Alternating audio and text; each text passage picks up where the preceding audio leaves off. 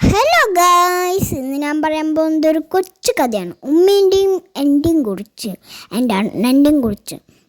തൃശ്ശൂർ നല്ല ശക്തമായ മഴയാണ്. എൻ്റെ ബസ് ദൂരത്തു നിന്ന് വരുന്നുണ്ട്. എൻ്റെ സ്കൂൾ ബസ് ദൂരത്തു നിന്ന് വരുന്നുണ്ട്. സ്കൂളിലാണെങ്കിലോ ഉച്ചവാരുണ്ടായിരുന്നല്ലോ, ഹാഫ് ഡേ.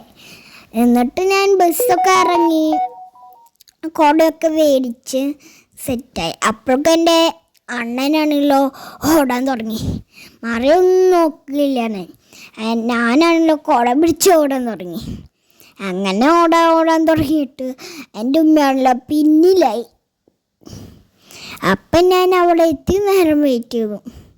ഉമ്മയാണല്ലോ പാടി വരാം, ആടി പതുക്കെ വരാം. പതുക്കെ വന്ന് തിരിഞ്ഞ് വരാണ്. അപ്പോൾ ഞാൻ ഫ്രണ്ടിലേക്ക് വന്നു. എന്നിട്ട് ഞാൻ അവിടെ നിന്നു. എന്നിട്ട് ഞാൻ ബാക്കിലേക്ക് വന്നു. എന്നിട്ട് ഞാനോ പിന്നെയും ഫ്രണ്ടിലേക്ക് വന്നു. ഞാൻ കാണിച്ചു തരാം. ഇത് കണ്ട, ബാക്കിലേക്ക് പോയിട്ട് ഫ്രണ്ടിലേക്ക് വന്നു. പിന്നെ ഞാൻ ബാക്കിലേക്ക് പോവാം.